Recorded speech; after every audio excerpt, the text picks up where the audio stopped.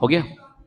चलिए तो बेटा देखो पहला क्वेश्चन दे रखा है कि अल्फा 1 अल्फा 2 है, L1 L2 लेंथ की रॉड के पूछा है कि L इक्विवेलेंट क्या होगा। पूछा क्या है, L इक्विवेलेंट क्या होगा।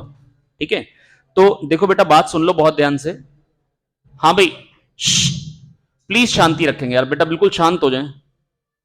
L1 इसकी लेंथ L1 है, थर्मल कोफिशिएंट अल्फा 1 है, L2 है और अल्फा 2 है। मान लो L1, मान लो अल्फा 1 अल्फा 2 दोनों बराबर होते, तो अगर दोनों, अगर अल्फा 1 अल्फा 2 दोनों 1 होते तो अल्फा इक्विवेलेंट क्या हो जाता, 1 हो जाता। सिंपल, आप ऐसे सोच लो तो ज्यादा ऑप्शन हो गए, है ना। चलिए कोई दिक्कत की बात नहीं। तो यहां पे बेटा करने का वैसे बेसिक तरीका होता है L1 1 plus alpha 1 delta T, L2 1 plus alpha 2 delta T, और L1 plus L2 1 plus alpha equivalent delta T. कह दो आगे यार। यहां से आपके पास अल्फा इक्विवेलेंट आ जाएगा L1 alpha 1 plus L2 alpha 2 upon L1 plus L2। मैंने आपको बताया था कि thermal expansion is photographic in nature, हर एक चीज बढ़ती है तो सारे के सारे dimension A B B C C D कुछ भी जो भी होगा सब बढ़ेगा। इसके बाद बेटा कह रहे हैं कि अगर पहले लेमडा एम आ रही थी spectral maximum spectral emissive power, अगर पहले लेमडा एम पे आ रही थी, पहले कहां पे आ रही थी, लेमडा एम पे, जब टेम्परेचर था 200। बेटा जब टेम्परेचर कर देंगे 300, lambda 1 T1 equal to lambda 2 T2, lambda m t होता है कांस्टेंट, तो लेमडा एम डैश इंटू 300 आ जाएगा। यहां से लेमडा एम डैश क्या आ जाएगा, 2/3 लेमडा एम, 2/3 लेमडा एम। यार कह दो समझ में आ गया। बेकार चल रहा है बिल्कुल। हाँ, इसके बाद बेटा अगला क्वेश्चन क्या है, a change in the temperature of a body causes change in its dimension. सही बात है, dimension of a body decreases due to increase in temperature, no. तो असर्शन जो है वो क्या है, ट्रू है, और रीजन जो है वो क्या है, फॉल्स है। इसके बाद कह रहे हैं कि अगर 273 डिग्री सेंटीग्रेड पे अगर जो रेट है एमिशन का, अगर वो ई है तो 0 डिग्री सेंटीग्रेड पे बेटा सिग्मा ए टी की पावर 4 में बेटा हमको जो लेना होता है टेम्परेचर, वो केल्विन में लेना होता है। तो पहले जो टेम्परेचर हो गया ट्वाइस ऑफ 273 हो गया, और बाद में 273 टेम्परेचर हाफ हो गया, तो बेटा एमिसिव पावर क्या हो जाएगी, 1/16 टाइम्स। अब अगले वाले क्वेश्चन में कह रहे हैं जो ई लेमडा लेमडा ग्राफ के नीचे का एरिया होता है, ये मैं आपको बता चुका था, ये क्या होती है, एमिसिव पावर। ये क्या होती है, एमिसिव पावर होती है। और कह रहे हैं जो एरिया है ना, पहले ए था और बाद में 9a हो गया, बाद में एरिया क्या हो गया, 9a हो गया। थोड़ा सा ग्राफ मैंने गलत बना दिया। तो अगर एरिया 9a हो गया, 9a होने का मतलब क्या बेटा, एमिसिव पावर देखो, अगर कोई कहता है डबल हो रही है, एमिसिव पावर होती है सिग्मा टी की पावर 4। तो अगर एमिसिव पावर डबल हो रही तो टेम्परेचर क्या हो जा रहा होगा, 2 की पावर 1/4 टाइम्स, ताकि सिग्मा टी हो गया 2 की पावर 1/4 टी की पावर 4। तो 2 की पावर 1/4 की पावर 4 हो जाएगा 2। तो बेटा जो एमिसिव पावर है ना, अगर वो कोई कहता है डबल हो, तो टेम्परेचर 2 की पावर 1/4 टी हो रहा है, तो यहां पर अगर एमिसिव पावर 9 टाइम्स हो रही तो टेम्परेचर क्या है, 9 की पावर 1/4 टी। तो 9 की पावर 1/4 टाइम्स टेम्परेचर हो रहा है। 9 की पावर 1/4 को क्या लिख दोगे, 3 स्क्वायर की पावर 1/4।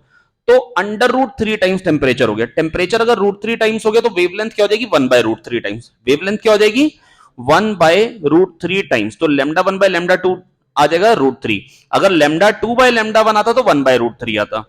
बीटा 2 अल्फा होता है, गामा 3 अल्फा होता है, alpha is to beta is to gamma पूछेंगे तो 1:2:3 हो जाएगा। ठीक है, इसके बाद the force needed to break a copper wire of radius r is f। अगर f फोर्स से r रेडियस की वायर ब्रेक होती है, अगर 2r रेडियस है तो बेटा r रेडियस में अगर बॉन्ड n है तो 4a एरिया हो गया ना।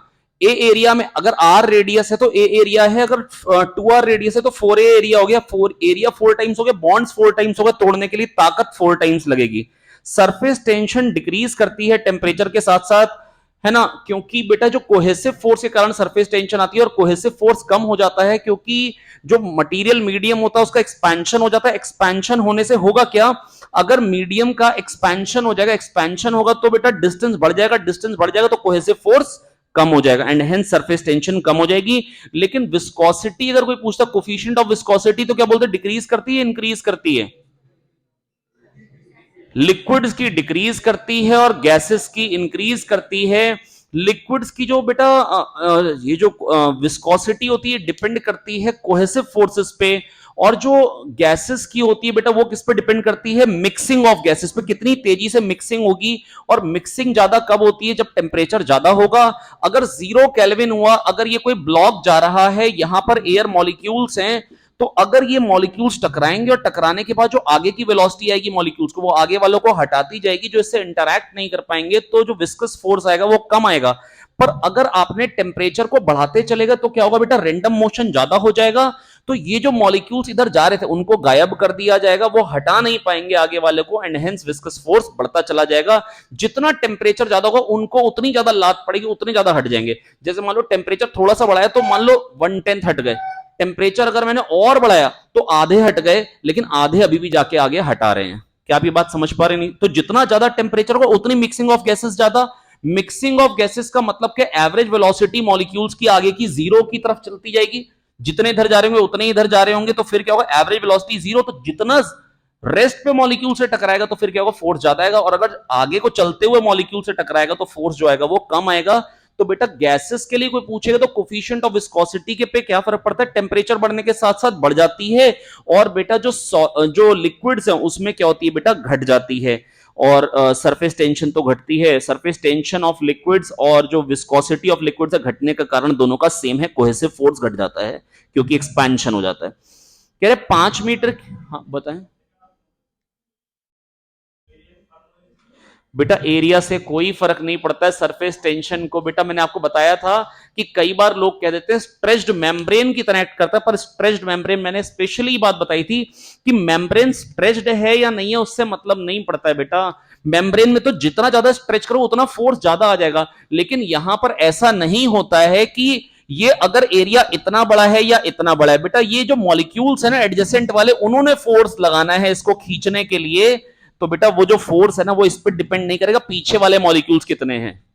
वन लेंथ पे जो फोर्स आता है ना बेटा वो सरफेस टेंशन है। तो बेटा वन लेंथ पे जो फोर्स है ना वो बगल वाले मॉलिक्यूल से लगाना है, पीछे वाले मॉलिक्यूल्स कितने उससे कोई मतलब नहीं है, क्योंकि बेटा ये शॉर्ट रेंज वाले फोर्स के कारण डेवलप होता है, पास पास वाले मॉलिक्यूल्स ही लगाते हैं, तो एरिया कितना है उस पर डिपेंड नहीं करता। नेक्स्ट, इसके बाद कह रहे हैं energy stored in the wire. बेटा मैंने आपको पहले भी बता रखा है कि ये जो बेटा मार्कर का रखा, मैंने आपको पहले भी बताया था कि अगर मान लो कि मेरे पास अगर एक ब्लॉक है उसको मैंने स्प्रिंग से लटका दिया, अब मैंने इसको छोड़ा, अब ये क्या होगा, ऑसिलेट करके रुक जाएगा, और जब ये ऑसिलेट करके रुकेगा कुछ नीचे आके रुकेगा, ठीक है। मान लो इसमें इलोंगेशन आ गया स्मॉल एल का, तो ग्रेविटी ने तो वर्क किया mgl, ग्रेविटी ने क्या वर्क किया mgl, लेकिन जो एनर्जी स्टोर्ड है वो हाफ के एक्स स्क्वायर है। x जो इलोंगेशन है उसको मैंने x मतलब यहां पे mgx कह देता हूं। x अगर ये नीचे आके रुका फाइनली ऑसिलेट कर करके डैम्पिंग होके, तो ये mgx ग्रेविटी ने वर्क किया, लेकिन जो एनर्जी स्टोर्ड है वो क्या, kx तो mg के बराबर हुआ क्योंकि इक्विलिब्रियम में, तो हाफ mgx, आधी एनर्जी हीट में थर्मल एनर्जी की फॉर्म में लूज हो गई, आधी ही इसमें स्टोर होती है। यहां पे मास पता है, जी बचपन से पता है कितना इलोंगेशन हुआ, mgx/2 एनर्जी स्टोर्ड हो जाएगी और mgx/2 थर्मल एनर्जी में डिसिपेट हो जाएगी। अगला क्वेश्चन है mercury drop does not spreads on a glass plate because angle of contact is obtuse. बेटा जब ऑब्ट्यूस एंगल ऑफ कॉन्टैक्ट होता है तो वो वेट नहीं करता है सरफेस को। मैंने आपको बताया था वेटिंग लिक्विड्स और नॉन वेटिंग लिक्विड्स, बेटा वेटेबिलिटी किस चीज पर डिपेंड करती है, एंगल ऑफ कॉन्टैक्ट पे। एक्यूट होगा तो वो सरफेस पे चिपकेगा, एक्यूट होगा तो सरफेस पे चिपकेगा, ओए ये ऑन है, एक्यूट होगा तो सरफेस पे चिपकेगा और ऑब्ट्यूस होगा तो नहीं चिपकेगा। इसके बाद बेटा ये क्वेश्चन आया कि अरे टॉप लेयर जो है ना ग्लिसरीन की और ऑयल की टॉप लेयर जो है वो बराबर लेवल पे है, ग्लिसरीन की और ऑयल की टॉप लेयर बराबर लेवल पे है, बताना है एच कितना होगा।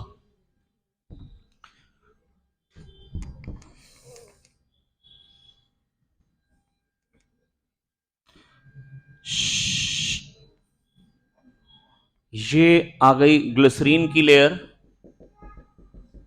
कितना एक्स्ट्रा दे रखा, 10 सेंटीमीटर, और इधर जो है वो ऑयल है, ऑयल एच का है, यहां से यहां तक ऑयल है, ये एच वाला पोर्शन है, और इसके बाद आ रही है मरकरी, इसके बाद क्या आ रही है मरकरी।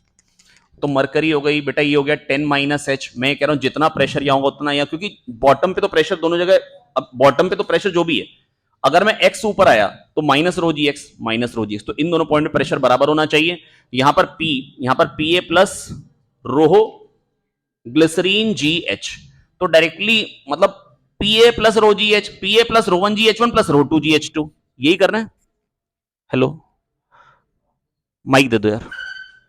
पीए प्लस रो 1 जी H1 प्लस रो 2 जी H2 करना है। अनिरुद्ध को भाई दिक्कत हो रही है यार। चार्जिंग करा दो दोस्त।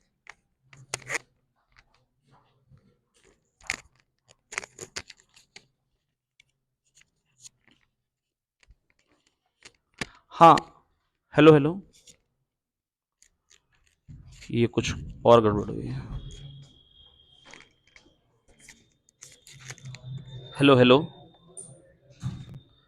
Hello hello hello hello hello hello hello hello hello hello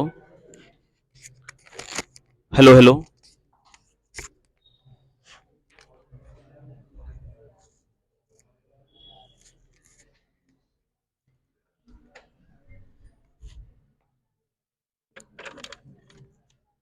hello hello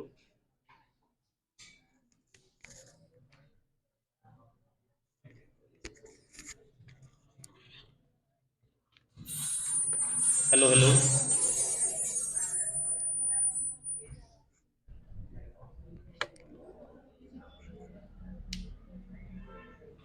बेटा कल्पना को बोलना यार नीचे यार, माइक दूसरा, एक माइक इसका, एक माइक किसी और का आ गया।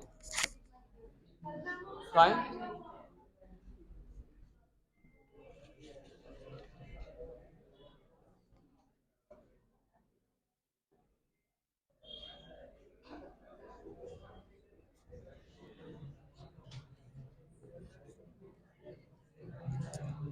हाँ भाई।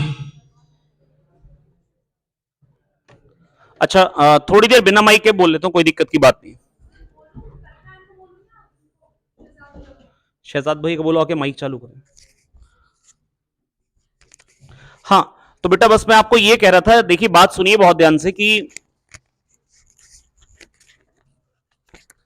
अगर आप बिल्कुल शांत रहेंगे तो आवाज ऑटोमेटिकली आ जाएगी, कोई दिक्कत नहीं।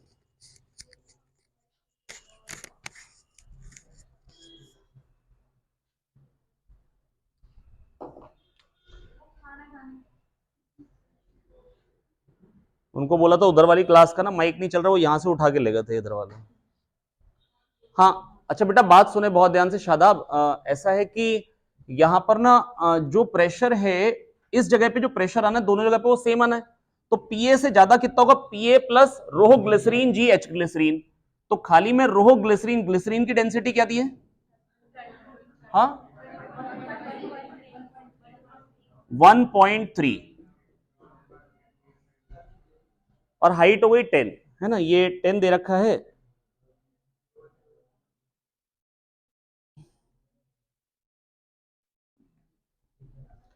अब इसके बाद बेटा देखो, ये ग्लिसरीन का 1.3 इंटू 10 हो गया और ऑयल की दे रखी है 0.8।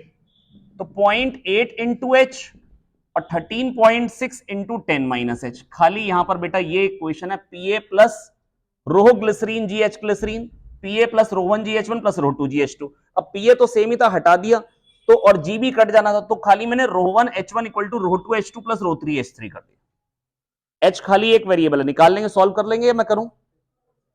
नेक्स्ट, अब कह रहे हैं two water pipes of diameters 2 centimetre and 4 centimetre are connected with the main supply line. The velocity of flow of water in the pipe of 2 centimetre diameter. बेटा अगर डायमीटर हाफ वाला है तो बेटा वेलोसिटी क्या हो जाएगी? 4 टाइम्स हो जाएगी। कह रहे 20 मीटर तक फिल्ड है, तो बेटा कितनी वेलोसिटी से पानी निकलेगा? √2GH। कितनी वेलोसिटी से निकलेगा? √2GH। बस बेटा यहां पर आपको जो बात याद रखनी है वो ये है कि अगर मान लो ये 2 रोह डेंसिटी का है और ये रोह डेंसिटी का है, और कोई कह दे यहां पर छेद किया, अगर ये भी H हाइट हो और ये भी H हाइट हो, तो आपने करना क्या है? आपने पहले इसके कारण जो प्रेशर आ रहा है रोह GH, वही 2 रोह वाले से कितना आएगा उससे कन्वर्ट कर लें। 2 रोह वाला ले लें और H/2 हाइट ले लें, ताकि वही प्रेशर इंक्रीज आ गया और अब 3H/2 हाइट तक बढ़ा है, तो बेटा क्या वेलोसिटी से निकलेगा? √2G3H/2। ऐसे क्वेश्चन कर लेंगे। और अगर मान लो इसमें एक जो और वैरायटी आती है, वो कह देंगे कि ऊपर हमने क्या किया, ऊपर हमने कुछ प्रेशर एक्सर्ट कर दिया, यहां पर हमने एयर पंप करके यहां पे प्रेशर बढ़ा दिया, यहां पर हमने प्रेशर कर दिया लेट्स से 10 एटमॉस्फेयर। अब बेटा 1 एटमॉस्फेयर तो एटमॉस्फेरिक प्रेशर होता है, तो 9 एटमॉस्फेयर बढ़ा दिया। अब बेटा 1 एटमॉस्फेयर कितने वाटर कॉलम से आते हैं? 10 मीटर ऑफ वाटर कॉलम से। 1 एटमॉस्फेयर होता है 10 की पावर 5 न्यूटन पर मीटर स्क्वायर, और उसको अगर रो जी एच से कंपेयर करेंगे तो बेटा हाइट ऑफ वाटर कॉलम क्या आ जाती है इसकी? हाइट ऑफ वाटर कॉलम आ जाती है 10। तो बेटा 9 एटमॉस्फेयर का मतलब 90 मीटर तो वो हो गया, और मान लो ये 10 मीटर और है, तो ये 100 मीटर आप मान सकते हैं कि ये आ गया वाटर कॉलम हो गया। अब यहां से वेलोसिटी आएगी √2gh। क्या ये बात समझ में आ गई? ऐसे क्वेश्चन आएंगे, कर लेंगे। या अगर हो सकता है यहीं पे आपको कह दें कि इस जगह जो प्रेशर है वो 10 एटमॉस्फेयर है, तो वो 10 एटमॉस्फेयर कहने का मतलब है प्रेशर 1 एटमॉस्फेयर तो एटमॉस्फेरिक प्रेशर हो, उसको हटा दो पहले। अब 9 एटमॉस्फेयर मतलब 90 मीटर ऑफ वाटर कॉलम के अराउंड प्रेशर है, तो √2g 90 कर दो। आ गया समझ में?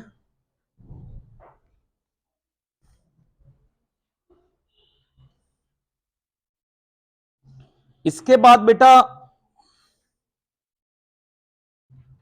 अगला क्वेश्चन है, कह रहे दो पार्टिकल एसएचएम कर रहे हैं, sorry, particle is executing SHM on a line of 4 centimetre long.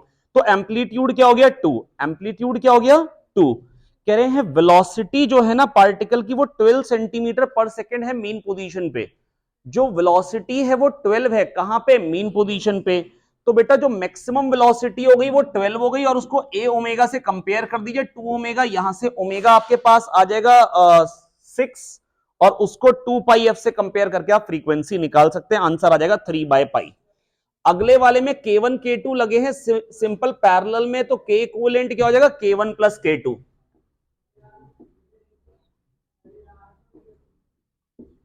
K equivalent क्या आ जाएगा? K1 प्लस K2 आ जाएगा। ये K1 और ये K2, तो K इक्विवेलेंट आ जाएगा K1 प्लस K2। तो यहां पे टाइम पीरियड क्या है? 2 पाई √m by K1 plus K2। बेटा मैंने आपको ना एक क्वेश्चन पर्टिकुलर टाइप का प्रैक्टिस करा रखा था, अगर पोटेंशियल एनर्जी और काइनेटिक एनर्जी का रिलेशन दे रखा है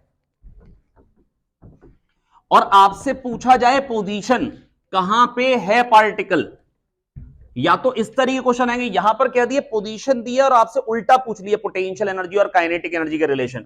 मैंने आपको जो क्वेश्चन कराए थे वो ऐसे थे कि अगर पोटेंशियल एनर्जी और काइनेटिक एनर्जी बराबर है, आपसे पूछता था एक्स क्या होगा, तो हम कहते थे टोटल एनर्जी क्या होगी बेटा? U प्लस के, और के हो गया U, तो ये हो गया 2U।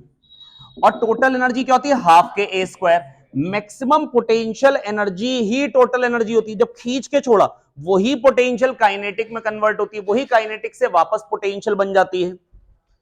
तो बेटा ये U जो आ गया वो क्या आ गया? U यहां से आ रहा है हाफ के ए स्क्वायर बाई 2, या तो कह सकता हूं हाफ के प्लस माइनस ए बाय √2 का स्क्वायर। भैया 2 को इसके अंदर कैसे ले जाओगे? √2 बना के। और ऐसा क्यों लिख रहा हूं? क्योंकि हाफ के एक्स स्क्वायर होती है पोटेंशियल एनर्जी, तो एक्स की वैल्यू क्या आ गई? Plus minus a by √2।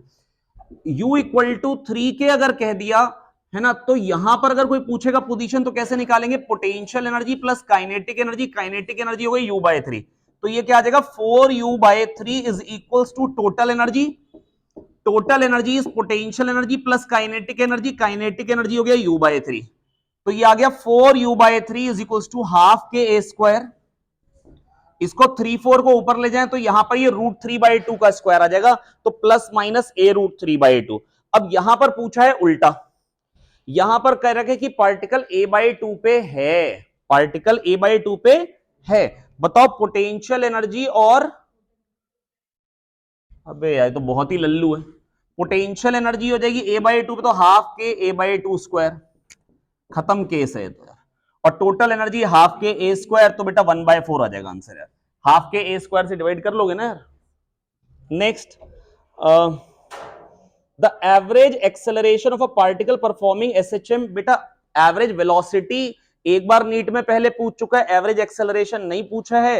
Average velocity क्या आती है बेटा? एक एसएचएम में 0 आती है, क्योंकि total displacement upon total time. और एवरेज एक्सेलरेशन भी बेटा जब जहां से चले थे वहीं आ गए, एक टाइम पीरियड बाद तो वही वेलोसिटी होगी, तो total change in velocity upon total time, average acceleration भी क्या आ जाएगा? 0। ठीक है। अगर कोई पूछ ले एवरेज काइनेटिक एनर्जी क्या आएगी? बेटा देखो पोटेंशियल एनर्जी जो होती है ना, वो होती है हाफ के एक्स स्क्वायर, और अगर एक्स है ए साइन ओमेगा टी, और बेटा मैं आपको याद दिलाता हूं, बेटा के क्या चीज थी बेटा, रिस्टोरिंग फोर्स के एक्स, हमने उसको कंपेयर किया था एम ओमेगा स्क्वायर एक्स से, तो के क्या था, एम ओमेगा स्क्वायर, क्या ये बात याद आ गई है, half M omega square X square हो गया, मान लो एक्स है A sine omega T, let say, तो A square sine square omega T. अब बेटा अगर कोई पूछेगा इसकी एवरेज वैल्यू, तो साइन स्क्वायर की एवरेज वैल्यू और कॉस स्क्वायर की एवरेज वैल्यू बराबर होती है और उनका सम 1 होता है, और उनका सम, तो बेटा ये क्या आ जाएगी, हाफ, तो 1/4 m a square omega square, 1/4 m a square omega square. पर अगर बेटा साइन का ग्राफ कहूंगा तो ऐसा होता है, और साइन स्क्वायर का ग्राफ कहेगा 0.1 का स्क्वायर कहेगा 0.01, 0.2 का स्क्वायर कहेगा 0.04, 1 का स्क्वायर 1, तो यहां से इस तरीके से जाएगा। बेटा कभी कभी ना बच्चे ऐसे बना देते हैं, बेटा ये गलत है, ये गलत है, 0.1 का स्क्वायर 0.01, 1/10 हो गया, नीचे आना है यहां, तो इस तरीके से जाएगा। तो जब इसकी एक साइकिल कंप्लीट हो रही है डिस्प्लेसमेंट की, तो काइनेटिक एनर्जी की 2 साइकिल हो रही है, तो कोई पूछेगा काइनेटिक एनर्जी किस फ्रीक्वेंसी से वेरी करेगी, 2f, और अगर काइनेटिक एनर्जी जब 0 है तो पोटेंशियल एनर्जी मैक्सिमम हो जाएगी। ये काइनेटिक एनर्जी वाला ग्राफ हो गया, और पोटेंशियल एनर्जी, सॉरी ये पोटेंशियल एनर्जी का बना है, ये पोटेंशियल एनर्जी का हाफ के एक्स स्क्वायर से बना।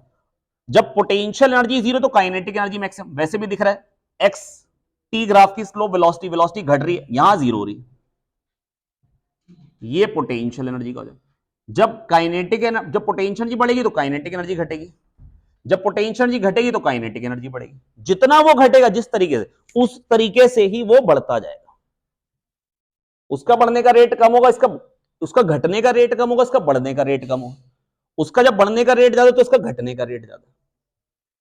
तो इस तरीके से ग्राफ आ जाएंगे बेटा पोटेंशियल एनर्जी के और काइनेटिक एनर्जी के as a function of time.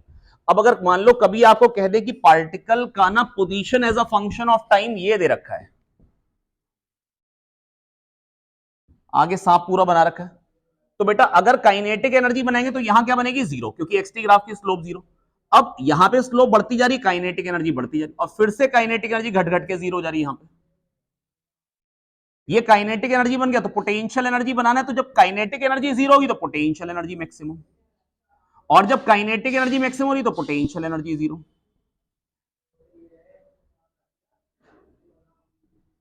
इस तरीके से बना लेंगे आप kinetic energy, potential energy. Average value क्या आ रही है, 1/4 m a square omega square, दोनों की सेम आएगी। और मैक्सिमम एनर्जी जो होती है, जो टोटल एनर्जी होती है, वो मैक्सिमम पोटेंशियल एनर्जी या मैक्सिमम काइनेटिक एनर्जी। आ गया, तो मैं पोटेंशियल एनर्जी और काइनेटिक एनर्जी के ग्राफ बना लूंगा टाइम के साथ साथ।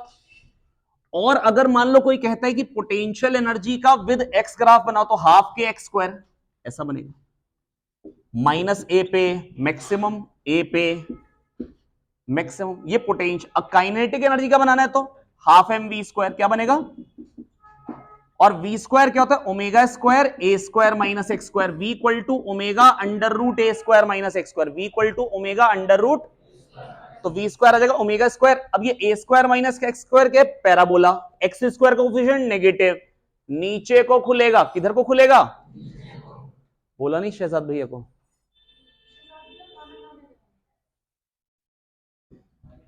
तो एक्स स्क्वायर का कोफिशिएंट क्या हो गया, नेगेटिव।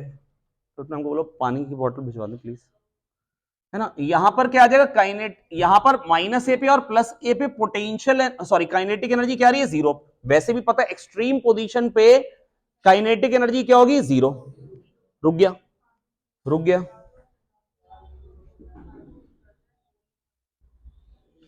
ये काइनेटिक एनर्जी नहीं, बोल ले रहे हैं लेकिन गला खराब हो जाएगा।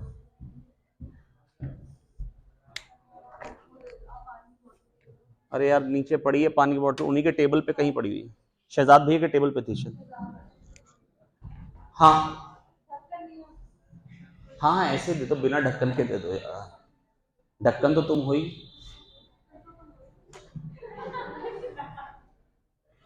हाँ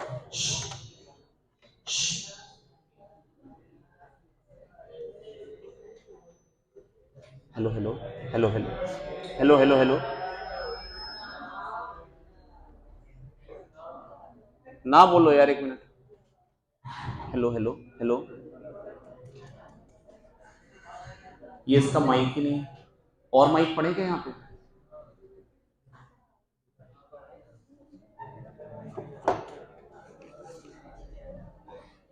चलिए ये देखिए,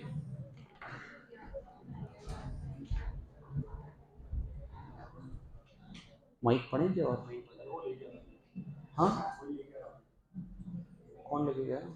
स्टूडेंट था। हाँ जी, तो बेटा बात सुनिए। अच्छा कहां तक पहुंच गए बेटा, हम किस क्वेश्चन पे आ गए थे? 19। अब बेटा अच्छा ये वाली बात समझ में आ गई कि कैसे बनेगा, पर टोटल एनर्जी ये आ गई बेटा। पोटेंशियल एनर्जी ग्राफ क्या है ऐसा, काइनेटिक एनर्जी का ऐसा। बेटा पोटेंशियल एनर्जी तो मीन पोजीशन पे जीरो होगी, है ना, और काइनेटिक एनर्जी मीन पोजीशन पे क्या होगी? मैक्सिमम होगी। क्या होगी बेटा? मैक्सिमम। कोई दिक्कत की बात नहीं है। इसके बाद कह रहे हैं कि x1 है a1 sin omega t, x2 है a2 sin omega t plus pi by 4 resultant SHM का एम्पलीट्यूड। बेटा a1 sin ओमेगा t और a2 sin omega t plus 5 होगा, तो बेटा रिजल्टेंट का एम्पलीट्यूड क्या था? Under root a1 square plus a2 square plus 2a1 a2 cos 5, under root a1 square plus a2 square plus 2a1 a2 cos 5। ये parallel एसएचएम्स के लिए होता है। ये किसके लिए होता है? पैरेलल एसएचएम्स के लिए। a1 sin omega t plus a2 sin omega t plus 5, ये आएगा under root a1 square plus a2 square plus 2a1 a2 cos 5। Superposition SHM का एसएचएम होगा। ये स्टेटमेंट क्या है, सही या गलत? गलत। बेटा सुपर पोजीशन एसएचएम का एसएचएम हो सकता है तभी एसएचएम्स का सुपर पोजीशन एसएचएम होता है जब सेम फ्रीक्वेंसी के होंगे, जब सेम फ्रीक्वेंसी के होंगे। अगर फ्रीक्वेंसी में डिफरेंस होगा तो फिर क्या होगा? एम्पलीट्यूड कभी वही वाली बातें, बीट्स वाली बातें बन जाएंगी। तो यहां पर था क्या बेटा, हमने दोनों के एम्पलीट्यूड जोड़ने हैं जैसे, और इस तरीके से जोड़ने होते हैं कि जो फेज डिफरेंस होता है। तो अगर एक a1 sin ओमेगा 1t है लेट से, और दूसरा है मान लो a2 sin ओमेगा 2t, और दूसरा क्या है? a2 sin omega 2t। तो बेटा ये जो फेज डिफरेंस आ रहा है ना बेटा, वो ओमेगा 2 माइनस ओमेगा 1t आ रहा है। वो क्या आ रहा है? ओमेगा 2 माइनस ओमेगा 1t आ रहा है। अब ये जो फेज डिफरेंस है ना बेटा, वो टाइम के साथ साथ क्या कर रहा है? वेरी कर रहा है। क्या होगा? अभी मैक्सिमा बनेगा, फिर मिनिमा, फिर मैक्सिमा, फिर मिनिमा। तो एम्पलीट्यूड कांस्टेंट नहीं रह रहा है, ये एसएचएम नहीं होता। इसको एसएचएम नहीं कहते हैं। एसएचएम उसको कहते हैं जब मतलब वो साइनोसॉइडली वेरी करे, एम्पलीट्यूड कांस्टेंट होना चाहिए। तो यहाँ एम्पलीट्यूड वेरी कर रहा है, तो एसएचएम बेटा दो superposition of two SHMs will result into an SHM. ऐसा कब होता है? जब दोनों एसएचएम सेम फ्रीक्वेंसी के होंगे, जब दोनों एसएचएम सेम फ्रीक्वेंसी के होंगे। और अगर सेम फ्रीक्वेंसी के नहीं होंगे तो एसएचएम नहीं होगा। अगर कोई कहते हैं एक साइन ओमेगा टी और एक साइन 2 ओमेगा टी, ये जोड़ रहे हैं, तो क्या एसएचएम होगा? तो आंसर होगा नो। ठीक है, तो अच्छा परपेंडिकुलर एसएचएम्स के लिए बेटा सुपरपोजिशन एसएचएम कब आएगा? आइदर जब फेज डिफरेंस 0 होगा और 180 होगा। सुपरपोजिशन ऑफ परपेंडिकुलर एसएचएम्स, एसएचएम तभी आता है जब सेम फ्रीक्वेंसी के तो होंगे ही होंगे, वो तो मैंने पहली बात बताई, और जब फेज डिफरेंस या तो 0 होता है या 180 होता है। बेटा अगर एक है मान लो x है मान लो a1 sin ओमेगा t, और y है मान लो a2 sin ओमेगा t। अगर दोनों फेज डिफरेंस अगर 0 है तो y बाय x क्या आ गया था बेटा? a2 bye a1। क्या आ गया था बेटा? a2 bye a1। तो y इक्वल टू mx बन रहा है, मतलब ये जब ये a1 ले जाना चाह रहा है x में, तो वो a2 ले जाना चाह रहा है। तो रिजल्टेंट का जो एम्पलीट्यूड आएगा इस केस में, वो क्या आ जाएगा? Under root of a1 square plus a2 square आ जाएगा, है ना। और ये तो हो गई एक बात, रिजल्टेंट का एम्पलीट्यूड क्या आ जाएगा? Under root of a1 square plus a2 square आ जाएगा। ये मेरे को समझ में आ गया या नहीं आ गया? और इस केस में ये क्या बन जा रहा है? एसएचएम बन जा रहा है। क्या बन जा रहा है? एसएचएम। अगर मान लो एक होता साइन ओमेगा टी, दूसरा होता sign omega T plus pi, तो ये क्या बन जाता? Minus a2 sign omega T.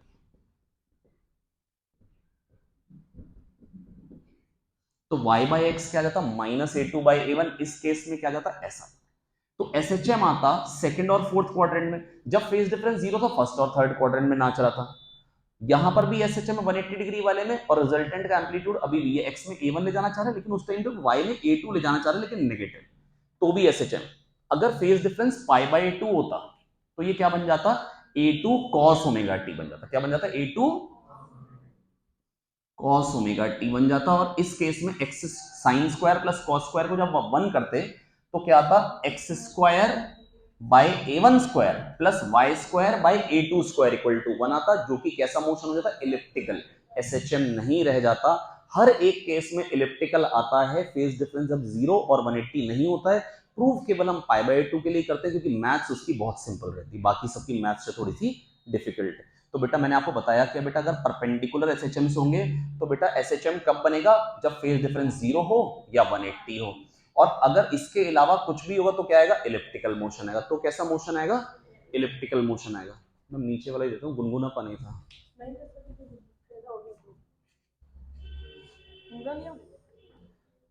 Ma'am यहाँ से माइक कौन उठा के ले गया, जो इसका दूसरा माइक है वो है ही नहीं। कौन बच्चा लेके गया? हाँ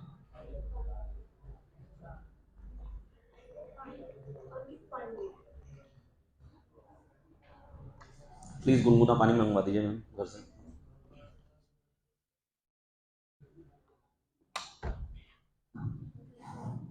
और माइक भिजवा दीजिए।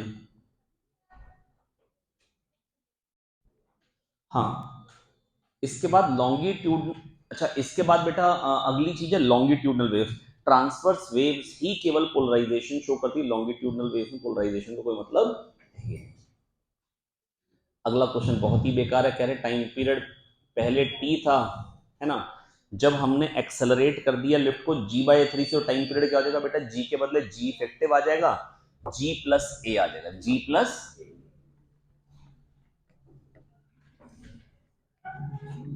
तीन केस होते हैं बेटा जो आपको पूछे जाते हैं। अगर a से नीचे जा रहा है तो जो सूडो फोर्स आ जाएगा ma वो ऊपर को आ जाएगा, mg तो नीचे था ही, तो यहां पर जो g इफेक्टिव आ जाएगा वो क्या आ जाएगा, mg माइनस a बन जाएगा। और अगर ऊपर को जा रहा होगा, अगर ऊपर को जा रहा होगा तो क्या हो जाएगा बेटा, अब ma नीचे को आ जाएगा, mg प्लस a बन जाएगा। और अगर साइड में जा रहा होगा तो m अंडर रूट जी स्क्वायर प्लस ए स्क्वायर बन जाएगा। लेकिन यहां पर इक्विलिब्रियम पोजीशन चेंज हो जाती है, tan theta equal to a by g पे चली जाती है, ma mg। यहां जो इक्विलिब्रियम पोजीशन होती है बेटा वो क्या हो जाती है बेटा, चेंज हो जाती है, वो tan theta equal to a by g पे आ जाती है, जो इक्विलिब्रियम पोजीशन होती है। और जो g इफेक्टिव आ जाता है वो अंडर रूट जी स्क्वायर प्लस ए स्क्वायर। इसके अलावा नहीं पूछना चाहिए। अगर मान लो किसी एंगल पे दे ही दे, मान लो थीटा एंगल पे लेके जा रहे हैं, तो a cos थीटा के करस्पॉन्डिंग आप इधर g, ए साइन थीटा ऊपर आ रहा है तो ए साइन थीटा नीचे जोड़ दें, ए कॉस थीटा इधर साइड में आ रहा है तो ए कॉस थीटा आप इधर को जोड़ दें। इन दोनों का आप रिजल्टेंट निकाल लेंगे तो वहां से आ जाएगा जी इफेक्टिव, जी प्लस ए साइन थीटा और ए कॉस थीटा का रिजल्टेंट निकालेंगे तो वहां से आ जाएगा जी इफेक्टिव। क्या आ जाएगा बेटा, जी इफेक्टिव।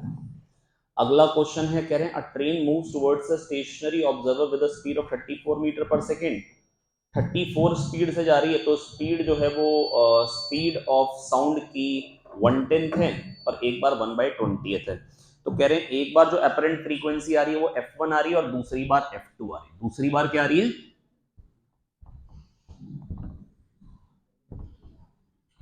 आई देखिए।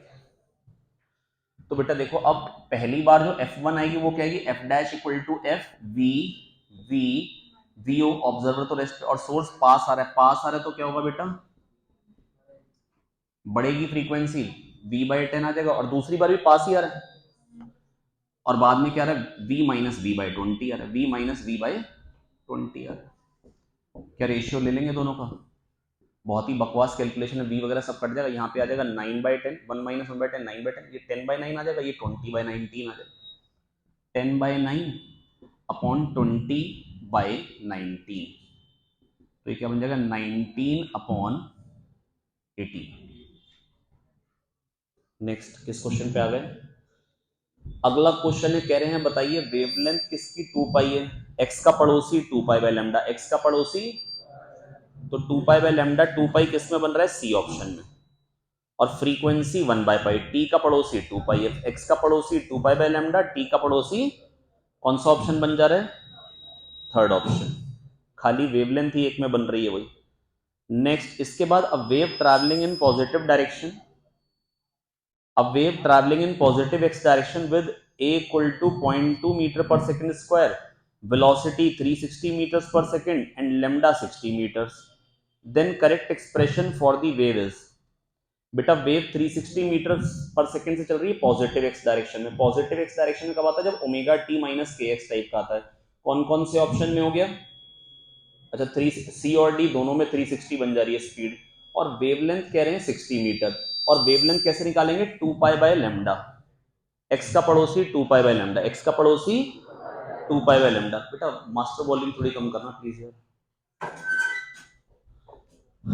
तो x का पड़ोसी 2 पाई बाय लैम्डा, तो यहाँ पे 2 पाई बाय 60 किस में आ रहा है बेटा? सी ऑप्शन में आ रहा है। किस में आ रहा है? सी ऑप्शन में आ रहा है। अगला बेटा सक्सेसिव रेजोनेंस जो आ रहे हैं, रेजोनेंस कॉलम ट्यूब का क्वेश्चन है। पहला आ रहा है 20 पे, दूसरा आ रहा है 73 पे। तो बेटा जो लैम्डा बाय 2 हो गया वो क्या हो गया? 53 सेंटीमीटर्स। एक आ रहा है 20 पे और एक आ रहा है 73 पे। तो बेटा L2 माइनस L1 था lambda by 2, L2 minus L1 क्या था? Lambda by 2। L2 minus L1 है लैम्डा बाय 2, जो कि क्या आ गया? 53 सेंटीमीटर। लैम्डा आ गया 106 सेंटीमीटर, 1.06 मीटर। अब v equal to f lambda से आप निकाल लीजिए, फ्रीक्वेंसी 320 है। तो जब आप इंटू 320 करेंगे तो 320 में 6% का इंक्रीज कर रहे हैं। 6% क्या हो जाएगा? 18 अप्रोक्सीमेटली। मैं 20 को नहीं कैलकुलेट कर रहा हूं बीच में। 6% कितना आ जाएगा? 18। तो 338 से हल्का सा ज्यादा, 330 नहीं। नेक्स्ट, इसके बाद two nearest harmonics of a tube closed at one end are 220 and 260। What is the fundamental frequency? जब बेटा कंसेक्यूटिव रेजोनेंस जो होते हैं, जो एडजेसेंट फ्रीक्वेंसीज आती हैं, अगर वो ऑड इज टू ऑड में आती हैं तो बेटा फिक्स्ड रेट वन एंड वाली कहानी होती है। अच्छा पाइप है, पाइप है तो क्लोज्ड पाइप की बात होती है। और अगर even odd is to even या इवन इज टू ऑड आता है बेटा, क्योंकि जब क्लोज्ड पाइप था तो फ्रीक्वेंसीज आई थी एफ, 3f, 5f, 7f। तो रेशियो लेंगे तो क्या आएगा बेटा? Odd is to odd. और बेटा जब ओपन पाइप था तो f, 2f, 3f, 4f ऐसा आया था। तो बेटा यहां पर जो रेशियो आएगा ना, वो ऑड इज टू इवन या इवन इज टू ऑड आएगा। अब यहाँ पे 260 है बाई 220 है, तो यहां क्या आ जाएगा? ये 11 आ गया और यहाँ 13 आ गया। तो बेटा ये ऑड इज टू ऑड आ रहा है। तो जब ऑड इज टू ऑड आता है तो बेटा जो डिफरेंस होता है ना, उसका हाफ होता है फंडामेंटल फ्रीक्वेंसी, दैट इज 20 हो जाएगी फंडामेंटल फ्रीक्वेंसी। इसके बाद क्वेश्चन है 27, उसमें फिर से वही air column closed at one and eight open at other resonates with the tuning fork when the smallest length of air column is 50, the next larger length approximately 3 times होती है। मैं जानता हूं एग्जैक्टली L2 3L1 नहीं होता है, लेकिन 3 मतलब इस समय एंड करेक्शन इग्नोर्ड है, 3L1 के आसपास का आंसर एक ही है। और एंड करेक्शन में कंसीडर कर भी नहीं सकता हूं क्योंकि मेरे को डायमीटर ऑफ पाइप तो दिया भी नहीं। ठीक है, इसके बाद अगला क्वेश्चन कह रहे हैं standing waves are produced in 10 metre long stretch string. कह रहे हैं एक स्ट्रिंग है जो कि 10 मीटर की है, एक स्ट्रिंग है जो कि 10 मीटर की है, ठीक है, और 5 सेगमेंट्स में वाइब्रेट करी। 5 सेगमेंट मतलब एक कितने का हो गया बेटा? 2 मीटर का। तो लेमडा बाई 2 हो गया 2 मीटर, मतलब लेमडा क्या आ जाएगा? 4 मीटर। लेमडा क्या आ जाएगा? 4 मीटर लेमडा हो गया। तो कह रहे हैं फ्रीक्वेंसी बताइए, वेलोसिटी ऑफ वेव दे रखी, मतलब ये कौन सी वेव की वेलोसिटी है? जिन वेव से मिलकर स्टैंडिंग वेव्स बनी। स्टैंडिंग वेव्स कब बनती हैं? स्टैंडिंग वेव्स तब बनती हैं जब दो ट्रैवलिंग वेव्स अपोजिट डायरेक्शन में चलती हैं, सेम एम्पलीट्यूड की, सेम फ्रीक्वेंसी की। मतलब अगर एक की इक्वेशन है a sin kx plus omega T, और दूसरे की इक्वेशन है लेट से, अगर ये नेगेटिव एक्स वाली हो गई और पॉजिटिव एक्स वाली हो गई, a sin kx minus omega T. अब बेटा जो रिजल्टेंट जो बनेगा वो क्या बनेगा? मान लो ये y1 ये y2, तो y क्या आ जाएगा? y1 plus y2। और बेटा ये sin a plus b, sin a plus b क्या था? sin a cos b plus cos a sin b। sin a minus b क्या था? sin a cos b minus cos a sin b। तो sin a plus b plus sin a minus b क्या बन जाएगा? 2 sin a cos b, 2a sin kx cos omega T. तो बेटा जब भी अगर कोई पूछेगा ना कि जो स्टैंडिंग वेव की इक्वेशन आती है, वो जो जनरल इक्वेशन होती है स्टैंडिंग वेव की, वो इस फॉर्म की होती है, a sin kx plus phi1, कुछ यहां पे फेज कांस्टेंट आ सकता है, और sin omega t plus phi2, हमेशा इस फॉर्म की ही होती है। जो भी आपको मिलेगी इक्वेशन स्टैंडिंग वेव की, वो किस उसकी जो जनरल फॉर्म होगी वो इस तरीके की आएगी। मतलब दो साइनोसॉइडल आप कहोगे तो cos sin omega t plus pi by 2, मतलब phi2 की वैल्यू कुछ हो सकती है, phi2 की वैल्यू कुछ हो सकती है। हालांकि ये इक्वेशन डिराइव करने के क्वेश्चंस नहीं आते हैं। कभी कभी आपको पता है क्या कह देंगे कि ये स्टैंडिंग वेव की इक्वेशन है, बताओ। देखो आपको ना ये मैथ्स का फॉर्मूला जो है अपना साइन ए प्लस बी, वो आपको याद होना चाहिए। Sign a cos B plus cos A sine B, और साइन ए माइनस बी होता है sign a cos B minus cos A sine B. एक बार मैं लिख लेता हूं, साइन ए प्लस बी होता है sign a cos B plus cos A sine B. क्या मैं यहीं पे माइनस इसी में ही लगा दूं, साइन ए माइनस बी आ जाएगा। अगर मैं ऐड करता हूं साइन ए प्लस बी प्लस साइन ए माइनस बी, तो क्या मिल जाएगा मेरे को,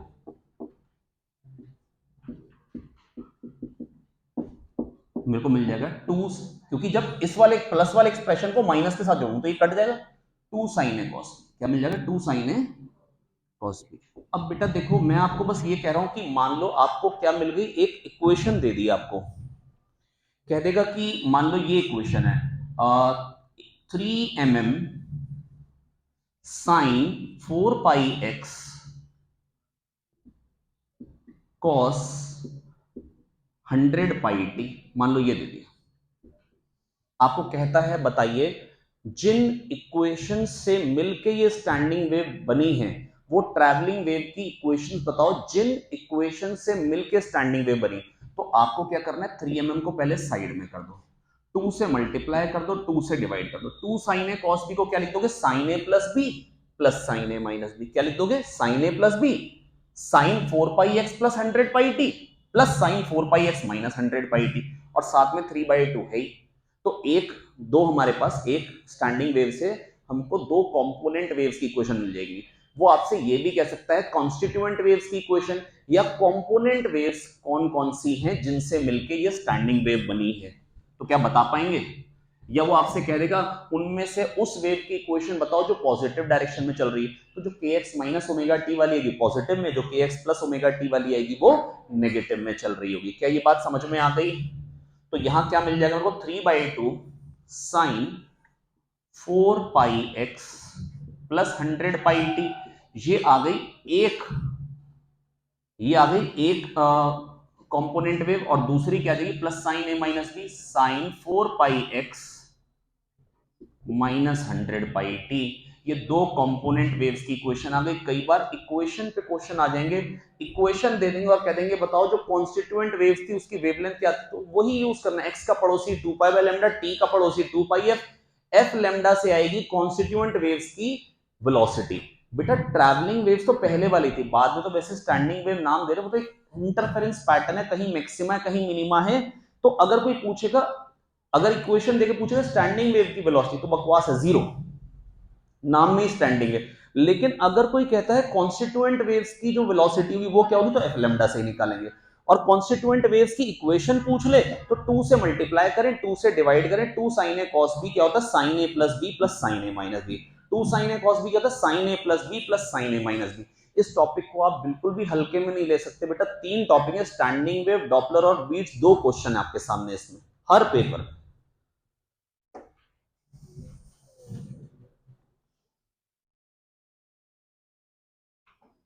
इसके बाद अगला क्वेश्चन क्या है, अगला क्वेश्चन है कि किस क्वेश्चन पे आ गया मैं, अच्छा फ्रीक्वेंसी पूछी थी। लेमडा आ गया था यार, बी बाई एफ से फ्रीक्वेंसी आ जाएगी बेटा। लेमडा आ गया था 4, फ्रीक्वेंसी क्या आ गई, B by lambda 20/4 that is 5 hertz आ गई 28 क्वेश्चन में। In a guitar two strings A and B made of same material are slightly out of tune and produce 6 beats per second, ठीक है। When tension in string B is slightly decreased, ठीक है। तो जैसे decrease करे तो beat frequency बढ़ रही है। अगर ए की फ्रीक्वेंसी 530 है तो बी की क्या रही होगी 524, क्योंकि बेटा अगर 6 ज्यादा रही होती तो अगर हम क्या करते कि इसकी टेंशन को अगर हम घटाते तो फिर बीट फ्रीक्वेंसी घटती, लेकिन बढ़ रही है। इसका मतलब इसकी अगर जो फ्रीक्वेंसी रही होगी वो 6 कम रही होगी। क्या रही होगी, 6 कम रही होगी।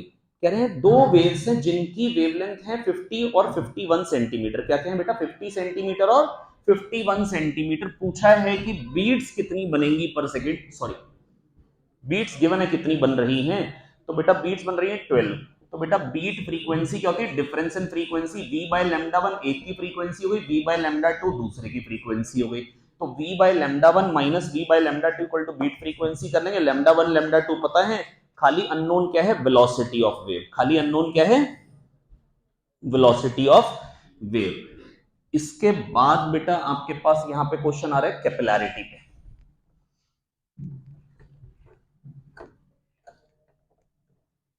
तो यहां पर बेटा ये जो कैपिलरी है ना, ये देखो, अगर एंगल ऑफ कॉन्टैक्ट थीटा है तो ये 90 माइनस थीटा है, फिर से थीटा, ये स्मॉल आर, ये कैपिटल आर। तो कॉस थीटा क्या आ जाएगा बेटा, small are by capital r. कभी अगर कोई पूछ ले angle of contact tube radius और मेनिस्कस का रेडियस, सरफेस का रेडियस, तो आप सरफेस को बोलते हैं मेनिस्कस। अगर इसका रेडियस कोई रिलेशन पूछ तो क्या होता है, cos theta equal to small are by capital R. Cos theta equal to small are by capital R. ठीक है।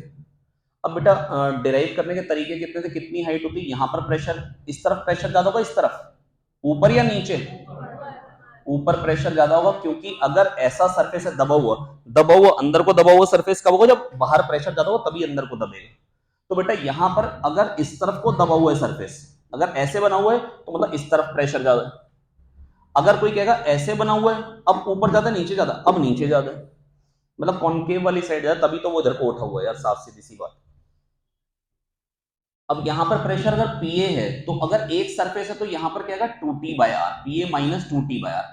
और यहां पर क्या आ जाएगा, plus rho G H, PA minus 2t by R plus rho G H, है ना, is equal to PA. Derive इस वाले से क्यों कर रहे हैं, फोर्स बैलेंस क्यों नहीं कर रहे हैं, क्योंकि ये टेढ़ी मेढ़ी कैपिलरी के लिए, जलेबी वाली कैपिलरी के लिए भी ट्रू है, PA minus 2t by R plus rho G H. ये ऐसी वाली कैपिलरी के लिए भी ट्रू है, PA minus 2t by R, और अगर एच नीचे आऊंगा तो प्लस रो जी एच। तो यहां से ये कटेगा, यहां से हाइट क्या आ जाएगी, 2t by R rho G, 2t by R rho G, 2t by, और ये जो हाइट आ गई ये कितनी आ गई, 2t बाय आर रो जी, ये हाइट आ गई। और बेटा मैंने क्या करना है कि r की वैल्यू क्या आ जाएगी, small r by cos theta, 2t cos theta by R rho G. बेटा दो चीजें थी, मैंने आपको पहले ही बताया था, एक बार बैग में सामान ज्यादा हो गया था, जब ज्यादा सामान हो गया तो बड़ी टूथपेस्ट निकाल के छोटी वाली डाल देंगे। तो जब सामान ज्यादा है तो छोटा आर, जब सामान कम है तो बड़ा वाला आर। छोटा वाला आर कब आएगा, जब सामान ज्यादा है। तो 2t cos theta by R rho G और 2t बाय आर रो जी, ये दो फॉर्मूले थे। अब यहाँ पे क्वेश्चन बिल्कुल बकवास है, कह रहे हैं रेडियस ऑफ कैपिलरी जो है उसको हमने हाफ कर दिया, रेडियस ऑफ कैपिलरी को हाफ कर दिया, तो जो हाइट चढ़ेगी वो डबल चढ़ेगी। वो कैसी चढ़ेगी,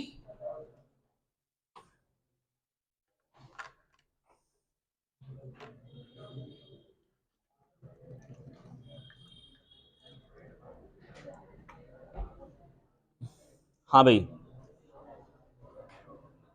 यार अभी तक ये माइक लेके नहीं आ पाई मैम यार।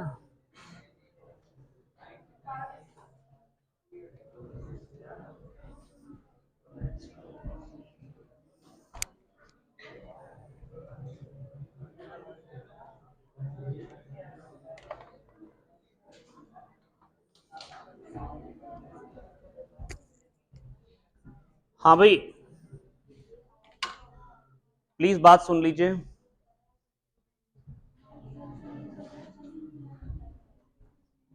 वो माइक कोई ले गया यहां से और दूसरे क्लास का माइक यहां रख गया है।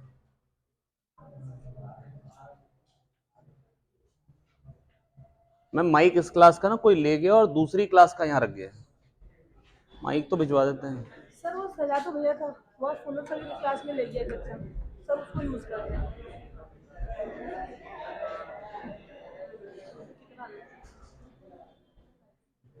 प्लीज शांति रखें, यहाँ चल नहीं रहा ना माइक। आप जाके एक बार ले आते ना, किसी को भेज देते ना कि उसको फुल सर यूज कर रहे हैं। मैम कैसी बात कर रहे हो, वो इस क्लास का माइक वहां थोड़ी ना यूज हो पाएगा। वही मैंने भी कहा सजा दो, मैं सजा दे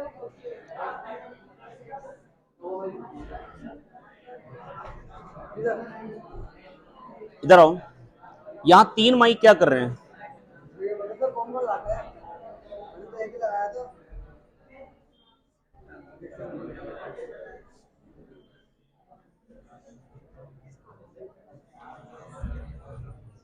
क्या हो गया? अभी आवाज करेंगे क्या?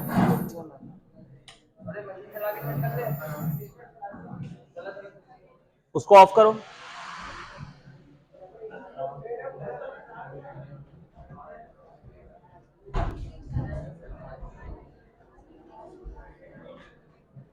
हाँ भाई, प्लीज बातचीत नहीं करें।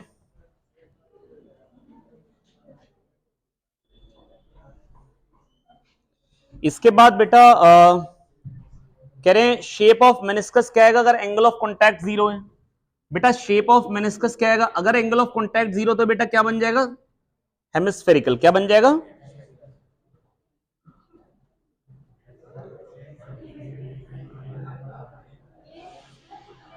ये क्वेश्चन नहीं आया था।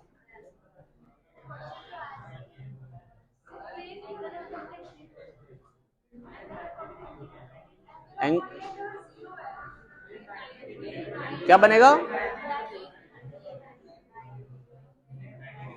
प्लेन ना तब बनता है गधी जब एंगल ऑफ कॉन्टैक्ट 90 होता है।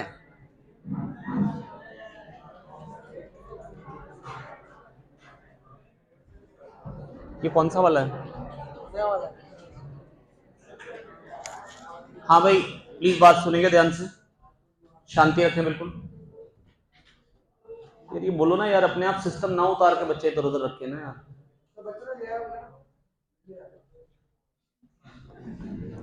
पता नहीं तो बच्चे भी कारस्तानी क्यों करते हैं। हाँ भैया ये देखिए। हाँ फान, तो यहां से बेटा क्या आ गया? रेडियस जो है अगर वो हाफ है, रेडियस क्या है? हाफ, तो बेटा कैपिलरी में पानी क्या चढ़ जाएगा? डबल चढ़ जाएगा, डबल हाइट तक चढ़ जाएगा। एक क्वेश्चन हो गया। दूसरा आया था कि अगर एंगल ऑफ कॉन्टैक्ट 0 तो सरफेस कैसा आएगा? हेमिस्फेरिकल आएगा।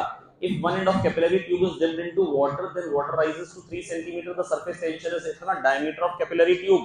सिंपल आपको क्वेश्चन आया है, सिंपल क्वेश्चन। अगर देखो मैंने आपको बताया था अगर एंगल ऑफ कॉन्टैक्ट नहीं देंगे तो आपको क्या मान लेना है? 0 मान लेना। ग्लास की कैपिलरी होती है तो 2t/r rho g का क्वेश्चन है। आपको गिवन क्या है? कितनी हाइट चढ़ रहा है, सरफेस टेंशन क्या है, रेडियस पूछा है, डेंसिटी ऑफ वाटर बचपन से पता है। Next, a liquid does not wet side of solid if the angle of contact is obtuse। क्या दो बार आ गया ये क्वेश्चन? पहले क्या आया था? पहले भी ये आया था। चलिए कोई बात नहीं, आपके तो मजे आ गए, दो दो क्वेश्चन कर लिया आपको। when a tension F is applied in uniform wire, please शांति रखें। अरे फैजान भाई 10 मिनट की क्लास बाकी है, फिर कर लीजिएगा, 10 मिनट बाद कर लीजिए। When a tension F is applied in a uniform wire of length L and radius R, यार आप लोग यार शांति रख पाएंगे? When a tension F is applied in uniform wire of length L and radius R, the elongation produced is E. When tension 2F is applied, the elongation produced in the wire is of length 2L and radius 2R is। बेटा देखो हमने अगर force by area अगर हम देखें तो बेटा पहले फोर्स अगर F था और एरिया A था, तो अब फोर्स 2F हो गया और एरिया क्या हो गया? 4A हो गया। क्या हो गया?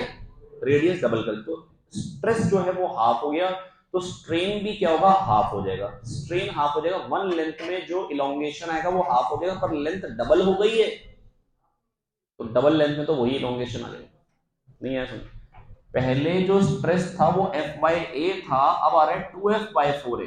अब क्या आ रहा है? 2F/4A। तो बेटा जो स्ट्रेस है वो हाफ हो गया, तो स्ट्रेन भी ऑटोमेटिकली हाफ हो गया। जो वन लेंथ, मान लो पहले लेंथ L थी, अब 2L है। पहले वन लेंथ थी तो इलोंगेशन था मान लो X, अब लेंथ लेकिन 2 है ना, तो एक में तो x/2 तो दूसरे में भी x/2, तो टोटल तो वही आ जाएगा, टोटल तो वही इलोंगेशन आ जाएगा। बाकी अगर आप चाहते हैं कि फॉर्मूला लिख के पूरा सॉल्व करूं तो कर लीजिएगा खुद से लिख के, stress by strain Young's modulus. Next, इसके बाद बेटा ये तो अपने को याद होना चाहिए, जो बेटा एनर्जी पर यूनिट वॉल्यूम आती है बेटा, तीन फॉर्मूले होते हैं एनर्जी पर यूनिट वॉल्यूम के। क्या होता है बेटा? Sigma square by 2y, stress का square by 2y, half stress into strain, half stress into strain, और half Young's modulus into strain square, half Young's modulus into strain square, half Young's modulus into strain square. तो बेटा तीन फॉर्मूले होते हैं, half stress into strain, half Young's modulus into strain square, sigma square by 2y। Sigma square by 2y, यहां पर stress को S से डिनोट कर रखा है तो थर्ड ऑप्शन हो जाएगा।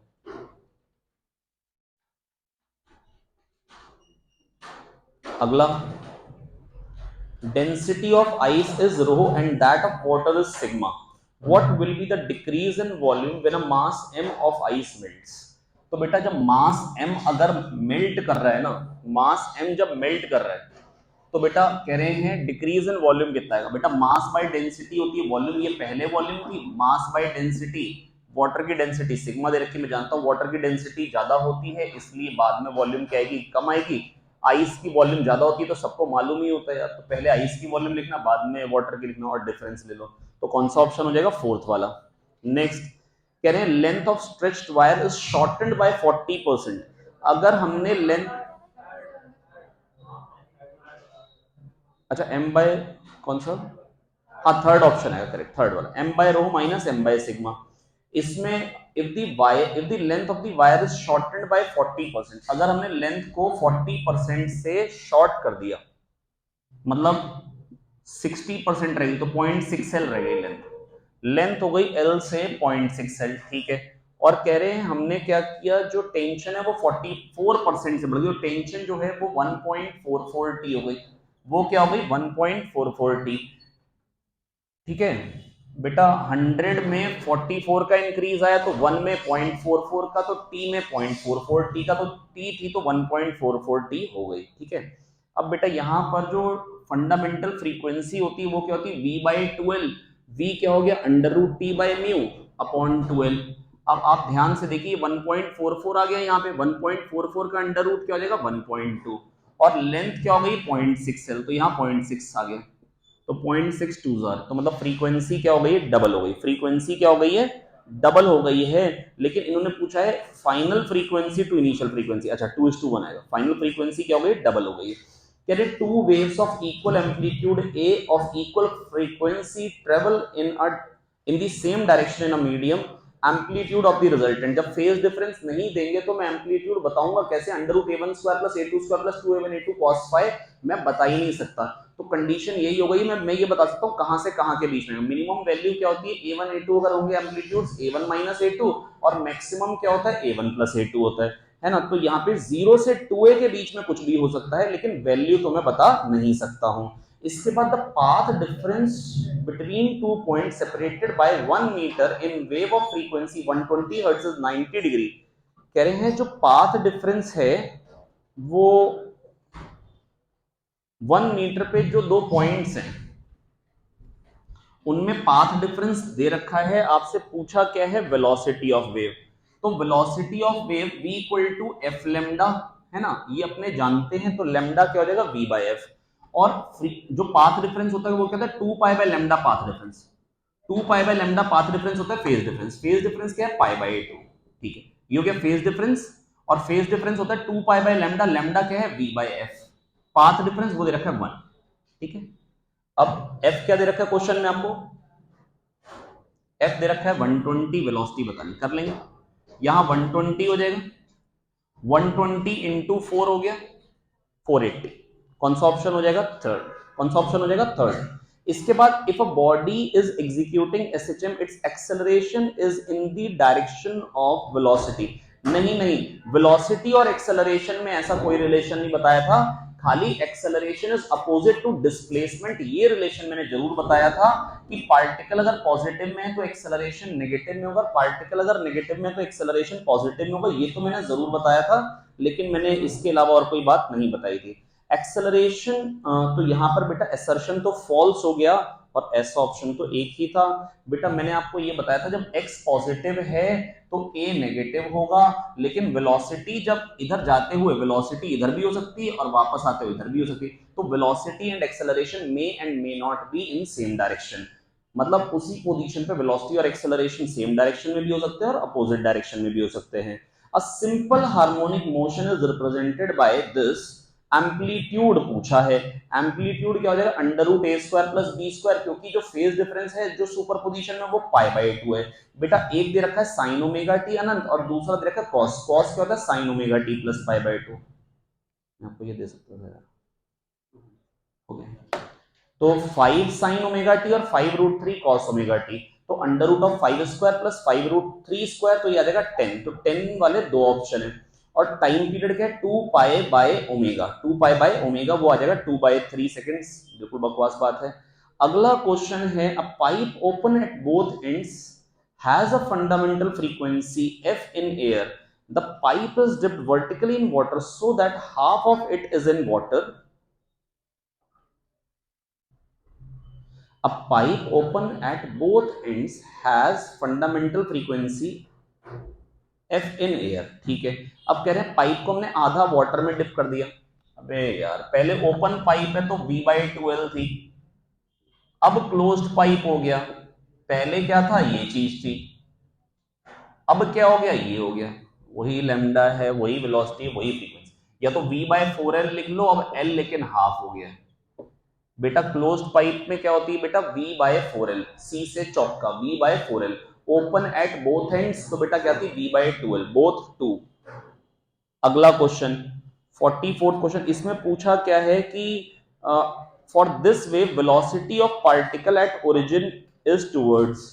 बेटा वेलोसिटी किस तरफ को होगी पार्टिकल की, देखो मेरी बात सुनो, ये जो वेव है ये किधर को चल रही है, पॉजिटिव डायरेक्शन में चल रही है। वेव पॉजिटिव डायरेक्शन में चल रही है, तो जब ये जो पॉइंट है, जब ये वेव आगे बढ़ेगी तो ये पार्टिकल क्या आएगा ऊपर आएगा। मान लो कोई अगर मेरे से पूछ ले थीटा क्या है इस क्वेश्चन में, तो थीटा कैसे बता पाओगे इस क्वेश्चन में? थीटा ऐसे बता पाएंगे, जो x इक्वल टू 0 पे पार्टिकल है उसने क्या होना है ऊपर जाना है। तो a sign omega T equation बनेगी या a sign omega T plus pi बनेगी, a साइन ओमेगा टी बनेगी। बस आपको इतना ध्यान में रखना होगा, क्वेश्चन आप कर पाएंगे। अगर आपको कोई पूछ ले थीटा क्या है, बेटा देखो या तो आप t इक्वल टू 0 पुट कर दो, t इक्वल टू 0 पुट कर दोगे तो क्या मिल जाएगा साइन के एक्स प्लस थीटा। साइन के एक्स का ग्राफ तो ऐसा होता है, और लेकिन ये क्या है, ये तो माइनस साइन के एक्स का ग्राफ दे रखा है। t इक्वल टू 0 पे स्नैपशॉट है, तो ये तो माइनस साइन के एक्स का ग्राफ दे रखा है, उल्टा दे रखा है। इसका मतलब थीटा क्या होगा पाई। अगर कोई पूछे थीटा क्या है, पूछा नहीं है इस क्वेश्चन में, पर समझ में आ जा रहा है, तो थीटा क्या हो जाएगा पाई हो जाएगा। क्योंकि ये जो t इक्वल टू 0 पे कह रहे हैं फोटो क्लिक करके देंगे, तो t इक्वल टू 0 पे बेटा देखो अब progressive wave travelling along x direction is represented by this, it's snapshot, photo ली गई है t इक्वल टू 0 पे। कह रहे हैं अब t इक्वल टू 0 पे बन क्या गई इक्वेशन, a साइन t को 0 पुट करो क्या आ गया kx प्लस थीटा। अब बेटा सोचो ये माइनस साइन kx का ग्राफ है, साइन kx तो ऐसा होता है, तो किसका कब साइन के एक्स प्लस थीटा कब माइनस साइन थीटा बनता है, sine pi plus theta minus sine theta, तो थीटा क्या होगा पाई, थीटा क्या होगा पाई। अगला कह रहे हैं a ring is rolling without slipping, its energy of translation is E, its total kinetic energy is. बेटा देखो मैंने आपको बताया था जो रोटेशनल मोशन में जब काइनेटिक एनर्जी लिखवाई थी, तो मैंने आपको एक बात बताई थी, हाफ एम वी स्क्वायर से नहीं लिखेंगे क्योंकि सबकी स्पीड बराबर नहीं होती। अगर ये एक्सिस है, हर एक पार्टिकल छोटे छोटे अलग अलग, कोई बड़े सर्कल में घूम रहा है कोई छोटे सर्कल में घूम रहा है, तो हाफ डीएम वी स्क्वायर करना पड़ेगा, वी स्क्वायर हो जाएगा आर स्क्वायर ओमेगा स्क्वायर, और जब इसका समेशन करेंगे तो क्या आ जाएगा हाफ आई ओमेगा स्क्वायर। आई किस एक्सिस के अबाउट होता है, एक्सिस ऑफ रोटेशन के अबाउट है। हमने डिस्टेंस कहां से लिए एक्सिस से, और बेटा जब बॉडी रोल एक्सिस कहां से पास करती है, जो पॉइंट्स रेस्ट पे होते हैं वहां से पास करती है। तो एक्सिस ऑफ रोटेशन उन पॉइंट्स का लोकस है जो पॉइंट्स रेस्ट पे हैं, एक्सिस ऑफ रोटेशन वो पॉइंट्स का कॉम्बिनेशन है जो पॉइंट्स रेस्ट पे हैं, और जो एक्सिस है ना वो प्लेन ऑफ सर्कल से क्या होती है परपेंडिकुलर होती है, जो प्लेन ऑफ सर्कल्स है उनसे क्या होती है परपेंडिकुलर होती है। एक्सिस के बारे में दो पॉइंट मालूम होने चाहिए, एक वो उन पॉइंट्स का कॉम्बिनेशन है जो रेस्ट पे है, और वो प्लेन ऑफ सर्कल से क्या होती है परपेंडिकुलर होती है। मतलब अगर आपको मान लो एक ही पॉइंट मिले बॉडी पे जो रेस्ट पे है, मतलब एक्सिस ऑफ रोटेशन उस बॉडी, अब बहुत सारे पॉइंट तो ढूंढ नहीं पा रहे हम, तो फिर हमको क्या करना पड़ेगा, फिर हमको क्या करना है उस पॉइंट को लेके उससे जो भी जिस प्लेन में मोशन हो रहा है उससे परपेंडिकुलर बना दो। तो यहां पर क्या होता है बेटा, अगर ये मान लो ये बॉडी रोल करती हुई जा रही है, तो देखो ध्यान से कौन सा पॉइंट रेस्ट पे, जो पॉइंट ग्राउंड के कॉन्टेक्ट में। तो यहां पर बेटा जो रोटेशन, जब मेरे को काइनेटिक एनर्जी लिखनी होगी तो हाफ आईसी ओमेगा स्क्वायर लिखूंगा या half IP omega square, half IP omega square लिखूंगा, आईपी ओमेगा स्क्वायर। ये हो गई टोटल काइनेटिक एनर्जी। कई बार बच्चे कहते हैं इसमें half M V square missing है। अरे half D M V square के समेशन से ही पैदा हुआ है हाफ आई ओमेगा स्क्वायर, तो इसमें हाफ एम वी स्क्वायर है। ये जबरदस्ती में कुछ गधों ने इसको ना ब्रेक कर दिया, आईपी को लिख दिया IC plus M R square. तो हाफ आईसी ओमेगा स्क्वायर और IC plus M R square, R square omega square V square, half M V square. तो बेटा ये दो चीजों का समेशन आ गया। और बेटा क्वेश्चन में मेरे को कहा क्या है, और इस पार्ट को जो हाफ आईसी ओमेगा स्क्वायर वाला पार्ट है, इसको हम बोल देते हैं रोटेशनल काइनेटिक एनर्जी। क्या बोल देते हैं? और इसको हम बोलते हैं ट्रांसलेशनल काइनेटिक एनर्जी। कह रहे टोटल काइनेटिक एनर्जी बताओ अगर ट्रांसलेशनल काइनेटिक एनर्जी ई है।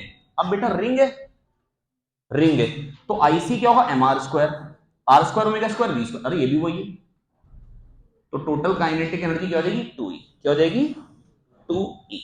नेक्स्ट 46, 46 में कह रहे हैं angular speed of the wheel of a vehicle increases from 360 rpm to 1200 rpm in 14 seconds. Its angular acceleration.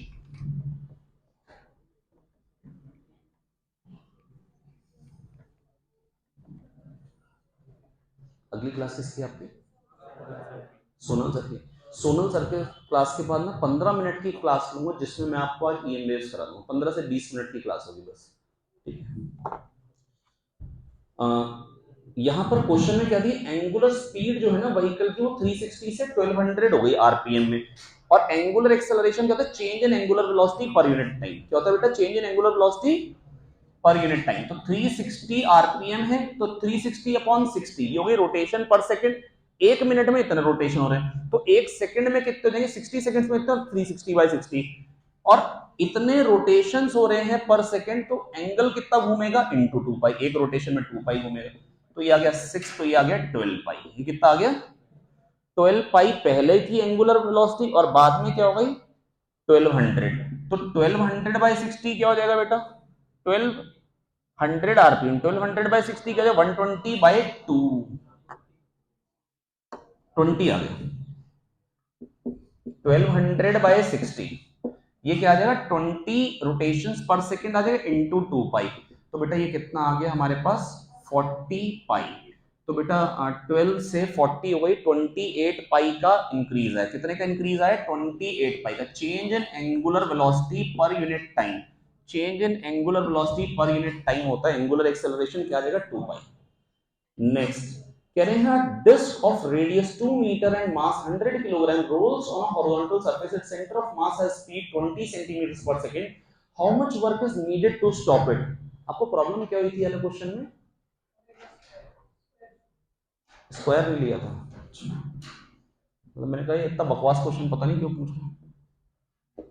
Half I omega square, half I omega square लेना है। ये kinetic energy बेटा कितना वर्क करना पड़ेगा एक्चुअली में, तो मैं आपको बताऊंगा। तो मतलब वर्क जो करना पड़ेगा बेटा वो नेगेटिव होगा, तभी तो काइनेटिक एनर्जी घटेगी। पॉजिटिव वर्क करने से काइनेटिक एनर्जी बेटा बढ़ती है। तो बेटा समझ गया हूं, मैग्नीट्यूड ऑफ वर्क पूछ रहे हैं, है ना, तो कोई दिक्कत की बात नहीं। तो half I omega square, I क्या हो जाएगा, डिस्क है तो 3/2 M R square, half 3/2 M R square omega square, R square omega square क्या जाएगा, वी स्क्वायर। तो 3/4 एम वी स्क्वायर। मास कितना दे रखा है, 100 दे रखा है, और स्पीड क्या दे रखी है बेटा, 0.2 सेंटीमीटर पर सेकंड। तो बेटा वो 0.04 आ जाएगा। ये हटाओ, 4 लिख दो, यहाँ पे 4 कट गया, 3 आ गया आंसर। कितना आ गया आंसर, 3। इसके बाद बेटा पूछा है मोमेंट ऑफ इनर्शिया पूछा है। बेटा 4 रॉड हैं जिनके मास m है, लेंथ l है, और इसके अबाउट शायद मोमेंट ऑफ इनर्शिया पूछा, अगर मैं सही कह रहा हूं तो, है ना। अब बेटा देखो, रॉड का मोमेंट ऑफ इनर्शिया ना सेंटर के अबाउट होता है ml²/12 और एंड के अबाउट होता है ml²/3 बेटा। और मैं एक बात जानता हूं, I = IC + MD²। D distance पे कोई भी एक्सेस हो, डी डिस्टेंस पे सेंटर ऑफ मास से इधर एक्सेस हो, इधर हो, 3D में कहीं पर भी हो, तो एक पर्टिकुलर मोमेंट ऑफ इनर्शिया एक ही एक्सिस के अबाउट नहीं आता, बहुत सारी एक्सिस के about same moment of inertia आ सकता है। तो अगर जैसे ये जो सेंटर से ये एंड है L/2 पे, तो ये भी तो L/2 पे, तो इसके अबाउट अगर ml स्क्वायर बाय 3 तो इसके अबाउट भी ml स्क्वायर बाय 3, तो चारों का ml square bye 3 ml square bye 3 ml square bye 3 ml square bye 3 क्या आ जाएगा 4 बाय 3 ml स्क्वायर, क्या आ जाएगा 4 बाय 3 ml स्क्वायर। बाकी अगर आपको लगे नहीं हमको तो ये बात दिमाग में नहीं आनी चाहिए तो आप ml square by 12 plus ml by 2 square करें और सॉल्व कर लें। तो क्या करेंगे ml स्क्वायर बाय 12 ये हो गया सेंटर के about plus ml by 2 square that is ml square by 4, ml square common आ गया। अब ये तो वैसे ही हो गया 1 by R equivalent equal to 1 by R one plus 1 by R two, और उसमें मैंने आपको सिखा रखा है अगर एक रेजिस्टेंस आर होता है और दूसरा रेजिस्टेंस पैरेलल में आर बाय एन होता है तो इक्वलेंट क्या था आर बाय एन प्लस 1। तो 12 और 12 बाय 3, 12 और 12 बाय 3 क्या था 12 by 3 plus 1 that is 12 by 4, 12 by 4 क्या 3। मतलब कैलकुलेशन थोड़ा सा अगर बेटर तरीके से कर लेंगे तो बेटर है। तो 49th क्वेश्चन इसमें कह रहे हैं कि भैया देखो अगर एक डिस्क का, मैंने आपको बता रखी है एक बात कि अगर एक रॉड का अगर मोमेंट ऑफ इनर्शिया इसके अबाउट ml स्क्वायर बाय 12 है, अगर आपने मास को फैला दिया एक्सिस के अलोंग इस तरीके से कि जो मास जितने डिस्टेंस पे था वो फैल के भी हर एक उसका पॉइंट उतने ही डिस्टेंस पे, तो मोमेंट ऑफ इनर्शिया चेंज नहीं होता, भले आप मास को समेट दो भले फैला दो। तो बेटा अगर मान लो ये जो मोमेंट ऑफ इनर्शिया डिस्क का है वो mr स्क्वायर बाय 2 है, अगर आपने इस डिस्क को फोल्ड कर दिया तो यहां जो मास था वो यहां चला गया, एक्सिस से डिस्टेंस वही है mr स्क्वायर बाय 2 है। एक और पलटी मार दो तो भी mr स्क्वायर बाय 2, पिज्जा की बिल्कुल पतली सी स्लाइड बना दो तो भी क्या बनेगा mr स्क्वायर बाय 2, क्योंकि आप जब फोल्ड कर रहे हो तो उसका एक्सिस से डिस्टेंस चेंज नहीं हो रहा है। इसके बाद आगे आखिरी क्वेश्चन, आखिरी क्वेश्चन बेटा ये तो हमारा वो फेवरेट क्वेश्चन है, पहला क्वेश्चन जो हम एंगुलर मोमेंटम कंजर्वेशन में कराते हैं वही क्वेश्चन है ये सबसे ज्यादा बार पूछा गया क्वेश्चन है कॉम्पिटिटिव एग्जाम्स। बेटा यहां पर छेद है और यहां से धागा खींचा जा रहा है, ये ब्लॉक है जो कि घूम रहा था। बेटा एंगुलर मोमेंटम होता है आर क्रॉस एम बी या M B into perpendicular distance या M B into perpendicular distance, ये होता है बेटा एंगुलर मोमेंटम। और बेटा कंजर्व कब होता है बेटा, rate of change of angular momentum DL by D होता है टाउ, क्या होता है बेटा टाउ। तो बेटा जब टॉर्क जीरो होगा तो एंगुलर मोमेंटम कंजर्व होता है। और बेटा किन चीजों का कब टॉर्क पक्का जीरो होगा कैसे कह सकते हैं बेटा, जब दो फोर्स इक्वल होते हैं अपोजिट होते हैं सेम लाइन के अलोंग होते हैं तो उनका टॉर्क पक्का जीरो होता है। जैसे मान लो ये दो एक्शन रिएक्शन पेयर हैं, इक्वल हैं अपोजिट हैं सेम लाइन के अलोंग हैं, और अगर एक्शन रिएक्शन पेयर है तो सेम नेचर के भी, ग्रेविटेशनल का ग्रेविटेशनल होगा, टेंशन का टेंशन होगा, नॉर्मल का नॉर्मल, फ्रिक्शन का फ्रिक्शन। तो बेटा अगर इनका जो टॉर्क निकालेंगे जितना इसका इधर को टॉर्क है वो उतना इधर को, क्योंकि परपेंडिकुलर डिस्टेंस वही है क्योंकि सेम लाइन के अलोंग लगते हैं। तो बेटा यहां पे mg नीचे को है नॉर्मल ऊपर को, उनकी तो झंड हो ही जाएगी। हाँ ना बोलो यार।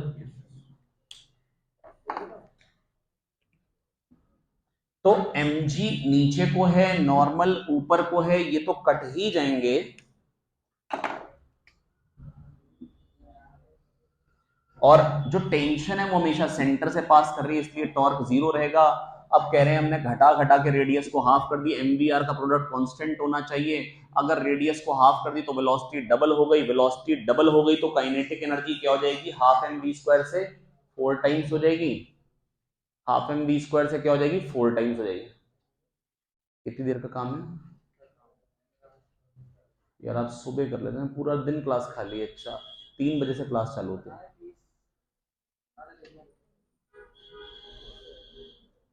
ये समझ में आ गए, पक्का आ गए भाई। चलिए अभी के लिए तो इतना ही, थैंक यू। कौन सा क्वेश्चन 44 वाला कह रहे हैं, एक बार और बता दो क्यों, उसमें क्या प्रॉब्लम हो रही है बेटा, जो मैंने एक्स्ट्रा बात बताई थी वो या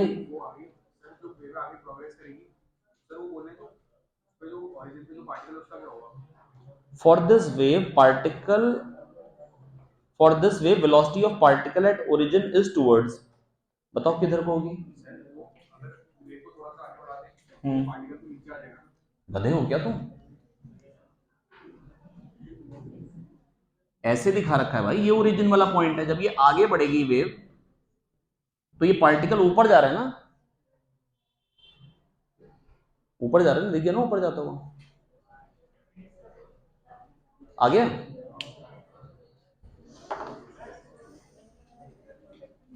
हाँ बेटा बताओ कौन सा, मेनिस्कस का शेप, बेटा अगर आपका एंगल ऑफ कॉन्टैक्ट हो गया 0 तो शेप ये हो गई ना। अब ये क्या चीज है बेटा बताओ जरा, ये क्या चीज है, इसको क्या बोलोगे? हेमिस्फीयर। क्या होता है बेटा है जब एंगल ऑफ कॉन्टैक्ट 0 होता है तो बन जाता है हेमिस्फीयर। नहीं तो हर कंडीशन में है तो स्फीयर का पार्ट ही, लेकिन हेमिस्फीयर नहीं। हेमिस्फीयर तभी बन रहा है जब एंगल ऑफ कॉन्टैक्ट है, तो हमेशा स्फीयर का पार्ट। पर आधा स्फीयर कब कहा जाएगा? आधा स्फीयर तब कहा जाएगा जब एंगल ऑफ कॉन्टैक्ट 0। आगे दोस्त पास कर दो यार ये ट्राइपॉड।